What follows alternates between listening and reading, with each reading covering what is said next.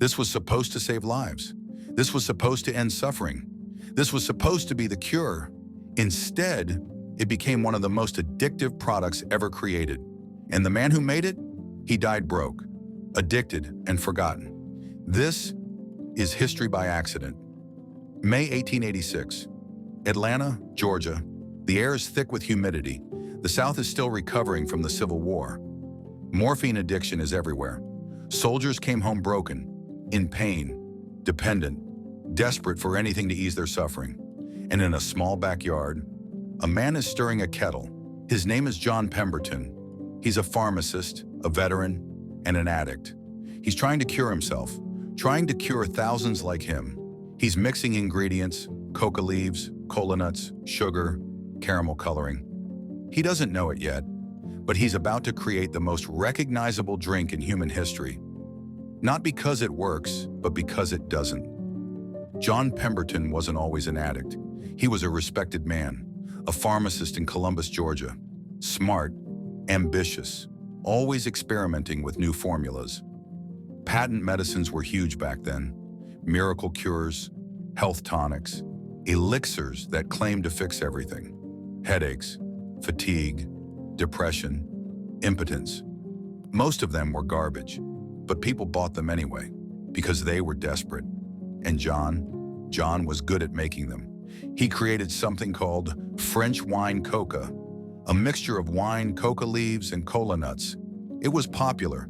People loved it, called it a brain tonic, said it gave them energy, clarity, relief. But then, the Civil War happened.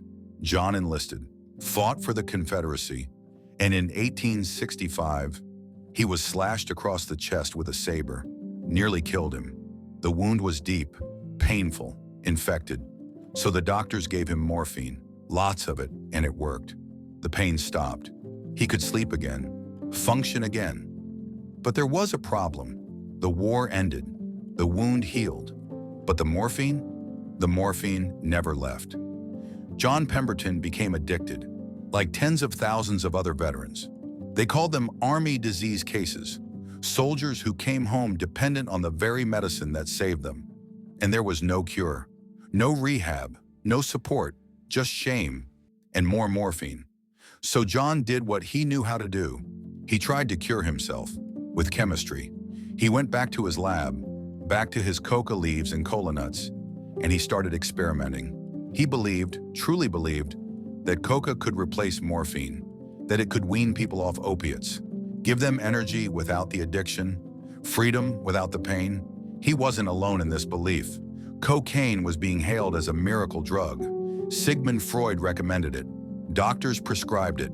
It was in medicine. Toothache drops, throat lozenges, even children's remedies. No one knew it was addictive yet. No one understood what it really did. They just knew it worked. It made you feel good, sharp, awake, alive. So John Pemberton doubled down. He refined his formula, removed the alcohol, because Atlanta had just gone dry. Prohibition was spreading, so he needed something non-alcoholic, something marketable, something legal. And in May of 1886, he finished it. A syrup, dark, sweet, mixed with carbonated water. He called it Coca-Cola, and he genuinely believed it would cure morphine addiction. He advertised it as a valuable brain tonic and cure for all nervous affections. The temperance drink, relief for morphine and opium habits.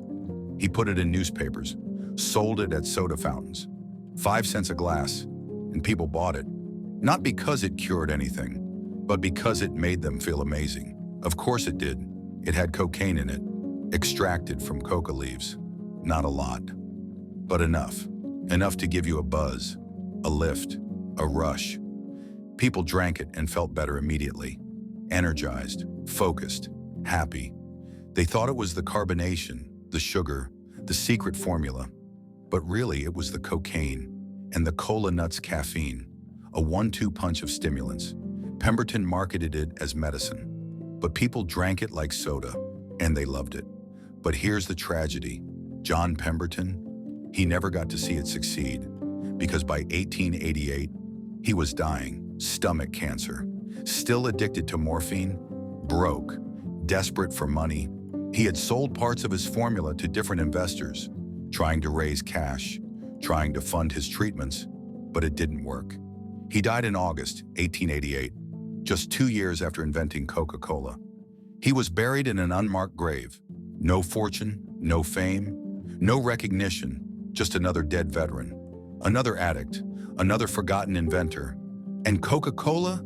It was sold again and again until it landed in the hands of a man named Asa Candler, a businessman, a marketer, a genius. And he saw what Pemberton never did. This wasn't medicine. This was a product. Asa Candler bought full control of Coca-Cola in 1891 for $2,300. That's about $75,000 today, pocket change. And he turned it into an empire. He stopped marketing it as a cure, started marketing it as refreshment. Delicious and refreshing. The pause that refreshes. He put Coca-Cola everywhere. Soda fountains, stores, trains, calendars, posters, free samples. By 1895, Coca-Cola was sold in every state. By 1900, it was international. But there was still one problem, the cocaine. Because by the early 1900s, people started to realize cocaine wasn't harmless. It was dangerous, addictive, deadly. Newspapers ran stories. Negro cocaine fiends, racist hysteria, panic, fear. The public turned against it.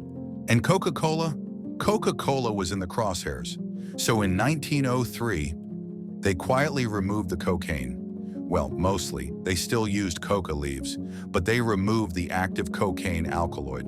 Used a spent version, the flavor remained. The drug did not. And no one noticed. Because by then, people weren't drinking it for the cocaine. They were drinking it because it was Coca-Cola. It was familiar, everywhere. Part of American life. The cocaine was gone, but the addiction remained. Not to the drug, to the brand, to the taste, to the ritual. And that's what made Coca-Cola unstoppable.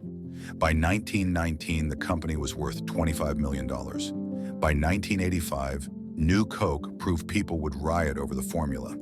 Today, Coca-Cola is worth over $250 billion, sold in more than 200 countries, 1.9 billion servings per day.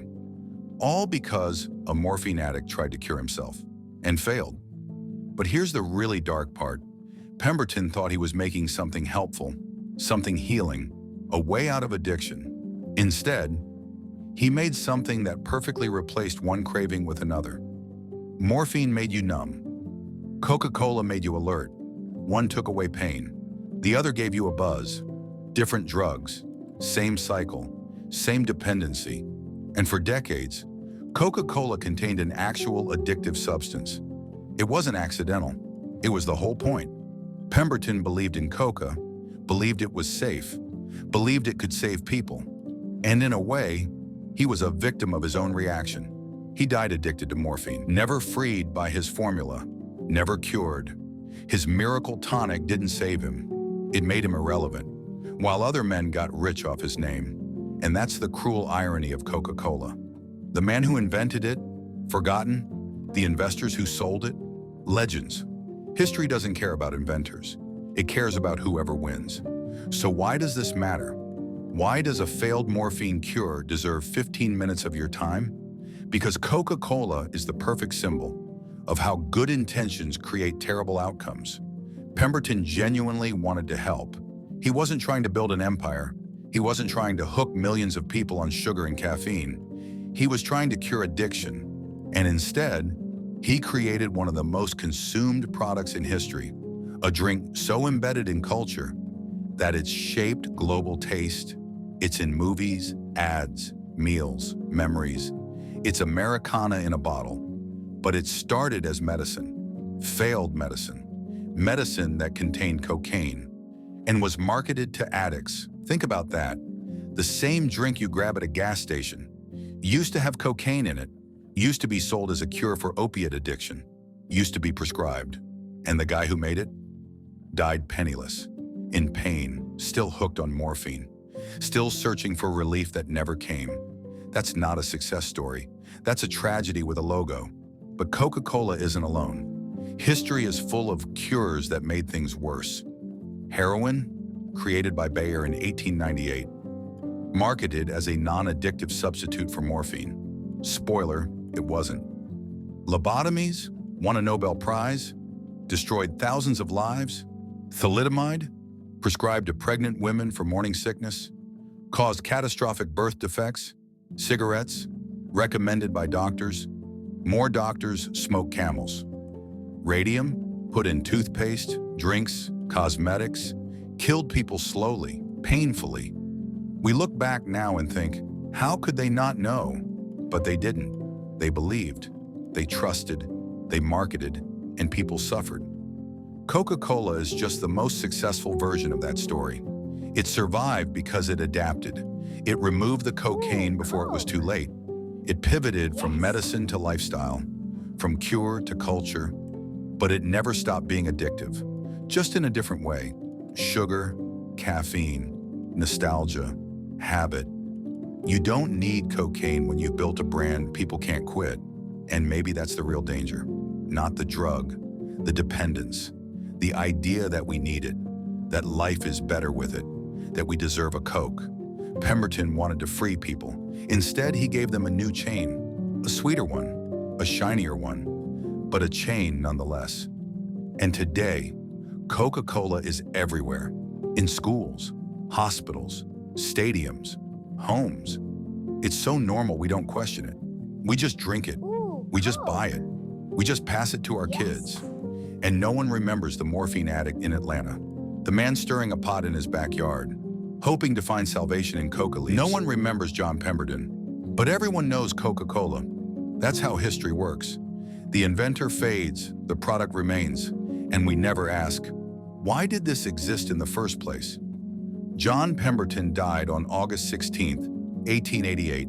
He was 57 years old, addicted, bankrupt, alone. His greatest invention was already slipping from his hands.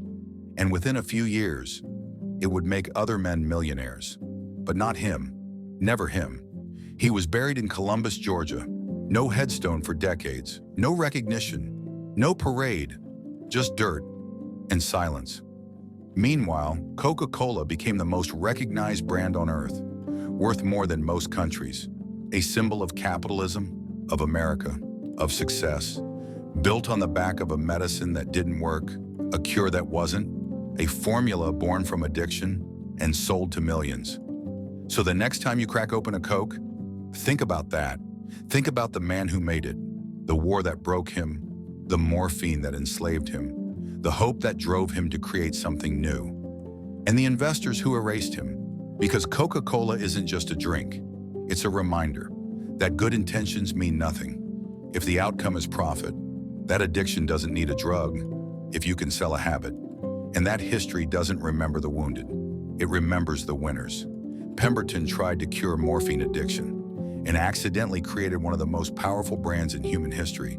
Not because it worked, but because it didn't. Because people didn't want a cure, they wanted to feel good. And Coca-Cola delivered. History wasn't written by healers, it was written by salesmen. If this story shocked you, subscribe to History by Accident and comment below. Do you think Coca-Cola would exist today if people knew its real origin? Or do we just not care where our addictions come from? Let me know, and I'll see you in the next one, where we uncover another moment that wasn't supposed to happen, but changed everything.